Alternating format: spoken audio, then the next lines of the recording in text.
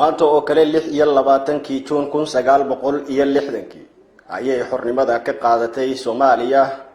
gumeystihii Talyaaniga iyo Ingiriis waxaana laga joogaa muddo 60 sano ah maalintii calan Soomaaliyeed oo xor ah laga taagay gabi ahaanba Soomaaliya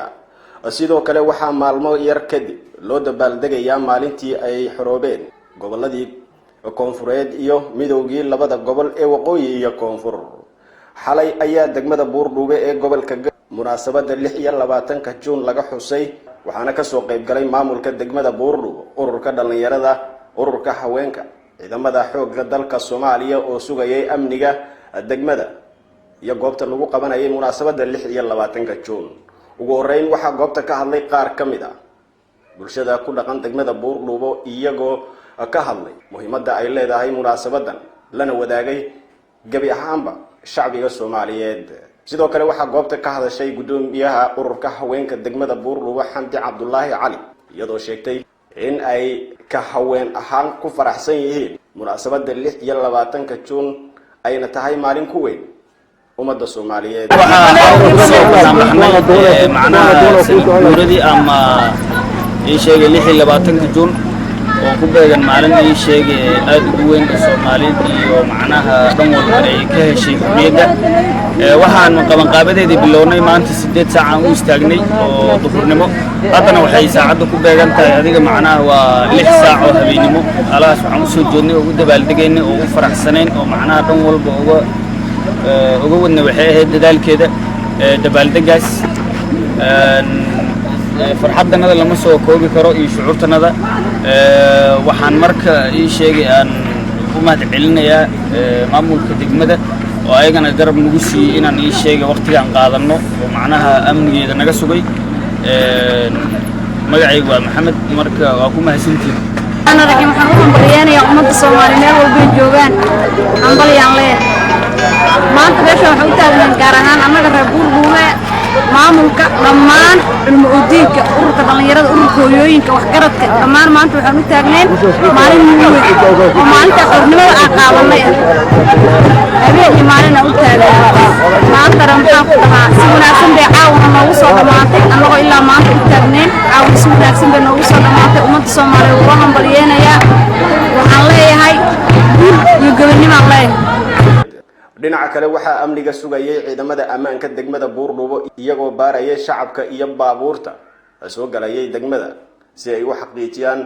amniga goobta munaasabada lagu qabanay waxaana ka hadlay taliyaha amniga degmada Buurdhuubo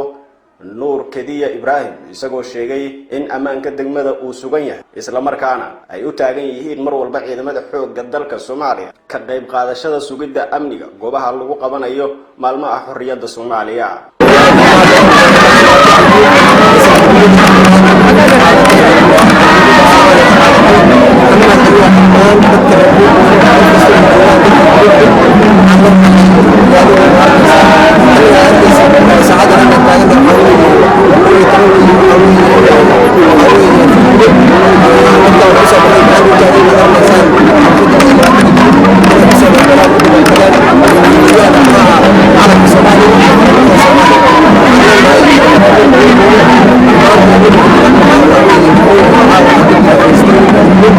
Terima kasih.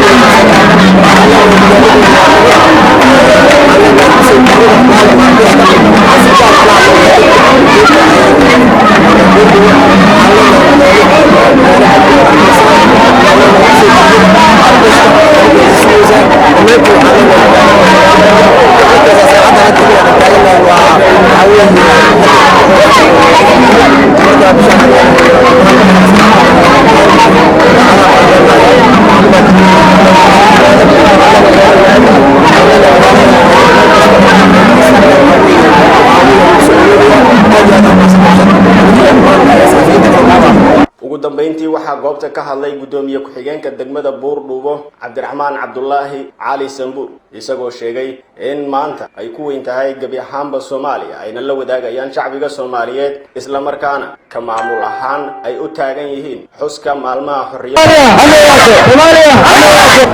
alxamdulillah ilaahina ma iskale ilaahiga nabiyadiyo inaan xaawayto ka faa'iideysano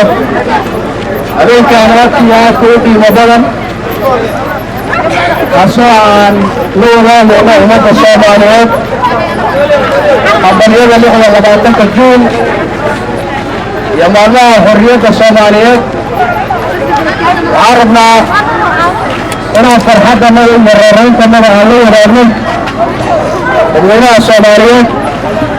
dhammaan waxaan u mahadcelinayaa shacabweynaha degmada Buurdhuubo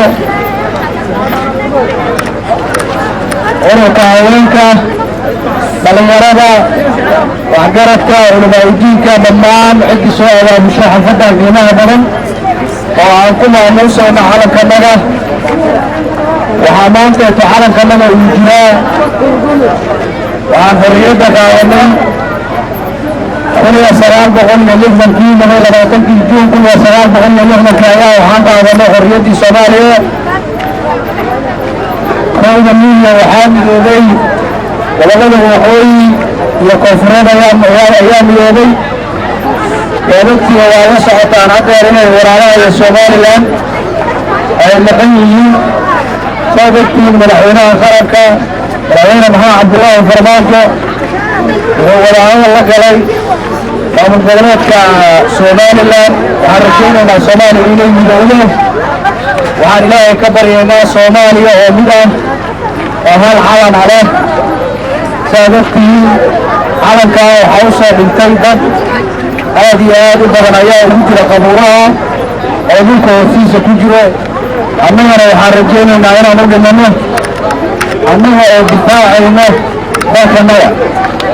waxaa ciidamada xoogga dalka Soomaaliyeed ay mar walba ay u taagan yihiin difaaca calanka iyo ciidda Soomaaliyeed waxaanan ogoleen taaka ka mid ah dalka Soomaaliyeed inuu ku soo xadgudbo cadowga iyo dabadhilifka. si kastaba ha ahaatee ma ahan markii ugu horeysay oo degmada Buurdhuubo laga xuska maalmaha xorriyadda Soomaaliya waxaana maalmo yar kadib loo dabaaldegayaa 1 Luulyo iyagoo u diyaar garoobaya shacabka iyo maamulka degmada sidii ay u xusi lahaayeen 1 Luulyo oo ah maalintii ay midoobeen koonfur iyo waqooyi. Bishaar Ibrahim Aadan warbaahinta Waamo degmada Buurdhuubo ee gobolka Gado.